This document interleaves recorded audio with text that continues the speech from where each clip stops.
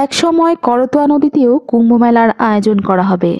চেয়ারে খাড়িতে প্রস্তুতি সভাতে এসে এই কথাই জানালেন অতিথিরা। পৌনে ২৭শে মাঘ ক্ষত্রিয় রাজবংশী জাতীয় উপনয়ন দিবস ও আন্তর্জাতিক ক্ষত্রিয় মিলন উৎসব অনুষ্ঠিত হবে ১০ই ফেব্রুয়ারি ২০২৫ সালে। সেই উৎসব উপলক্ষে প্রস্তুতি সভা অনুষ্ঠিত হলো রবিবার রাজগঞ্জের মেহেন্দিগঞ্জ চেয়ারেখাড়িতে। সেই প্রস্তুতি সভায় উপস্থিত ছিলেন উত্তরবঙ্গ ক্ষত্রিয় রাজবংশী কুলগুরু শিষ্য ও ভক্ত সমাজ সেবা প্রতিষ্ঠানের সম্পাদক করুণাকান্ত অধিকারী, সভাপতি তথা জলপাইগুড়ি জেলার প্রাক্তন সাংসদ বিজয়চন্দ্র বর্মন, তৃণমূল নেতা কৃষ্ণ দাস সহ অনেক অতিথিরা। প্রস্তুতি সভা শুরু হওয়ার আগে ঠাকুর পঞ্চানন বর্মার মূর্তিতে মাল্যদান করেন সকল অতিথিরা। প্রস্তুতি সভা শেষে কৃষ্ণ দাস, বিজয়চন্দ্র বর্মন সহ সকলেই জানায়, খেলিতে আসছি। এই জায়গাটা হচ্ছে বিস্তারিতভাবে আমাদের গিরিন্দা বলল যে এই জায়গাটা আমাদের রাজবংশী সমাজের একটা আস্থা, একটা ভক্তির জায়গা, যেখানে আমাদের আগে আর কি আমরা যেটা বললো যে করতোয়ার কথা, এই করতোয়া যেটা পরিষ্কারভাবে উল্লেখ আছে যে গয়া হচ্ছে বারবার, করতোয়া হচ্ছে একবার। করতোয়াতে একবার করলে যে পুণ্যটা হয় সেটা গয়াতে বারবার করেও সেই জায়গাটা কিন্তু আসে না। কিন্তু আমাদের উত্তরবঙ্গের এই কৃষ্টি কালচার, উত্তরবঙ্গের আমাদের ধর্মীয় জায়গা বিভিন্ন কারণে যদি আমরা দেখি, বিভিন্ন কারণে এগুলা লুপ্ত হয়ে যাচ্ছে, এই জায়গাগুলো সাড়া পাচ্ছে না। সেটা যদি বলি আমাদের রাজবংশী সমাজের চেতনার ফলে হোক, আমাদের অন্য কেউ সাহায্যের ফলে হোক, এটা আমাদের ধীরে ধীরে বন্ধ হয়ে যাচ্ছে। তো এটা উদ্যোগ নতুন করে আবার নেওয়া হয়েছে। এখানে একটা বিশাল জায়গা আছে, যে জায়গাটা একটা সময় হস্তক্ষেপ হওয়ার দিকে ছিল। এখানে আমি ধন্যবাদ জানাবো যারা এই জায়গাটাকে রক্ষা করছে। তার মধ্যে কুলগুরুদের একটা বিরাট ভূমিকা আছে। এখানে গাছ লাগানো, আমার পাশেই বসে আছেন উনি, ওনার কাছে আমি কথাগুলো শুনছিলাম। তো বিরাট একটা জায়গা, এই জায়গাটা ধরে রাখার ফলে আমাদের মন্দিরের নামও জায়গা আছে। তো এটাও দখল হওয়ার একটা সময় দখলের দিকে চলে গেছিল।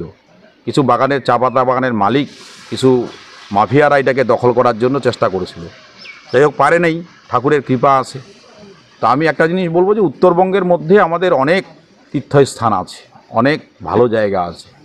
উত্তরবঙ্গ যদি আমরা দেখি, ভৌগোলিক দিক থেকে আমাদের এমন একটা জায়গা, যে জায়গাটাকে যদি সাজানো যায় তাহলে আমাদের উত্তরবঙ্গের মানুষের কোনো অভাব হবে না।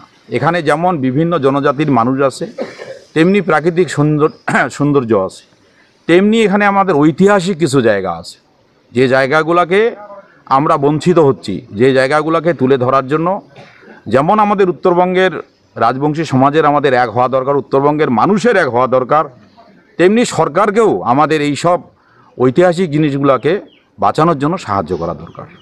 এটা যদি আজকে আমরা দেখি, যেটা হচ্ছে, এটা কিন্তু আমরা কয়জন মিলে বসলাম, বসে একটা আমরা তীর্থস্থান তৈরি করলাম, এরকম কিন্তু না। এটা যদি আমরা শাস্ত্রগতভাবে দেখি তাহলে কিন্তু এই জিনিসটা আমরা পাই। যেমন আমি যে কথাটা বললাম যে গয়া হচ্ছে বারবার, করতোয়া হচ্ছে একবার, এটা কিন্তু আমার কথা না, এটা শাস্ত্রের কথা। এই জায়গাগুলো যদি আজকে আমরা দেখি যে এটাকে যদি রক্ষা করতে হয়, এটা যৌথভাবে করতে হবে, এটা সরকারকেও আগায় আসতে হবে। কারণ এটা আমাদের এখানকার মানুষের আস্থা, আমাদের এখানকার মানুষের ভক্তি, আমাদের এখানকার মানুষের এটা প্রাণ। এটাকে কিন্তু বাঁচানোর জন্য সবাইকে, সব ধরনের মানুষকে আগায় আসা। জাতির জনক, রাজবংশী সমাজের জাতির জনক মনীষী পঞ্চানন বর্মা ১৩১৯ সালের ১৯ বঙ্গাব্দে অধুনা রংপুর শহরের নিকটবর্তী দেবীগঞ্জে সর্বপ্রথম উপবীত দিয়েছিলেন। তার একটা কারণ আছে। পঞ্চানন বর্মার বাড়ি খলিশামারি, খলিশামারি থেকে সারা উত্তরবঙ্গে অনেক নদী আছে, কেন তিনি করতোয়ায় করলেন? এই করতোয়ার একটা মাহাত্ম্য আছে। এই শিবের কর থেকে এই নদীর উৎপত্তি, পুণ্যসলীলা নদী। এখানে আমাদের বিভিন্ন পুরাণে উল্লেখ আছে, এই করতোয়া নদীতে যদি স্নান করা যায়, অমাবস্যা তিথিতে যদি স্নান করা যায় ভোরে, ১০০ সূর্যগ্রহণে গঙ্গা স্নানে যে পুণ্য, সেই পুণ্য লাভ হয় এই করতোয়া নদীতে। তাই পঞ্চানন বর্মা, আর একটা কথা আছে, উত্তরবঙ্গে আর কোনো নদীতে স্নান মন্ত্র নেই, একমাত্র করতোয়া নদীতে স্নান মন্ত্র আছে। তাই পঞ্চানন বর্মা করতোয়া নদীতে সর্বপ্রথম এই 4টি রাষ্ট্রে বসবাসকারী রাজবংশী সমাজের ভ্রাতৃত্ব মোচনের জন্য করতোয়া নদীকে বেছে নিয়েছিলেন। সেই অনুরূপ ধরে এখন দেবীগঞ্জের করতোয়া নদী বাংলাদেশের অন্তর্ভুক্ত হয়, ভারতে করতোয়া নদী আছে, সেখানে আমরা সর্বপ্রথম আজ থেকে 7 বছর আগে আমরা এখানে প্রথম আন্তর্জাতিক স্তরে এই করতোয়া নদী উপনয়ন দিবস আমরা শুরু করি, ক্রমান্বয়ে চলছে। আমরা আগামী দিনের লক্ষ্য আছে ভারতবর্ষের ছাড়াও যে 4টি রাষ্ট্রে রাজবংশী সমাজের মানুষ বসবাস করে সমস্ত মানুষদের মিলনস্থল আমরা এই চিয়ারিখাড়িতে করব, করতোয়াকে সামনে রেখে। আমরা আশা রাখব আগামী দিনে এই করতোয়া নদীতেই আমরা কুম্ভ মেলা শুরু করব। এটাও শাস্ত্রে নিদান আছে, কারণ 12 বছর অন্তর হয়। পৌষ মাস, সোমবার, অমাবস্যা তিথি, মূলা নক্ষত্র, এই নক্ষত্র তিথিতে যখনই এই করতোয়ায় স্নান করা যাবে তখন একটা মহাকুম্ভ মেলা করা যায় কিনা। তাই আমরা রাজবংশী সমাজের মানুষকে সচেতন করব আমরা একটা কারণে, শুধু উপীপিত নয়, করতোয়া নদীর মাহাত্ম্য থেকে আরম্ভ করে সমস্ত মানুষকে রাজবংশী সমাজের মিলনস্থল।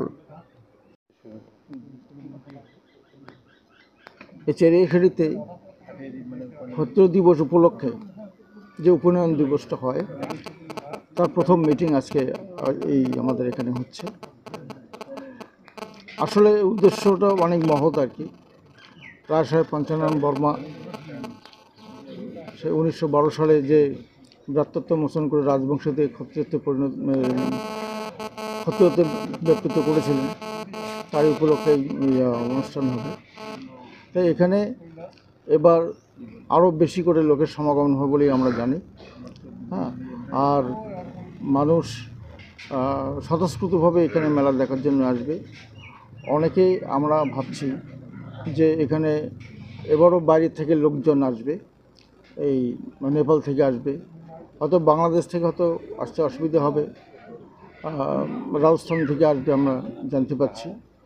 তাছাড়াও আমাদের এখানে বিশিষ্ট সমাজসেবী যারা আছেন, যারা সমাজকে ভাবেন, তারা আসবেন এবং আমাকে সর্বসুন্দর করার জন্য আমরা এই মেলাটাকে আমরা চেষ্টা চালাচ্ছি।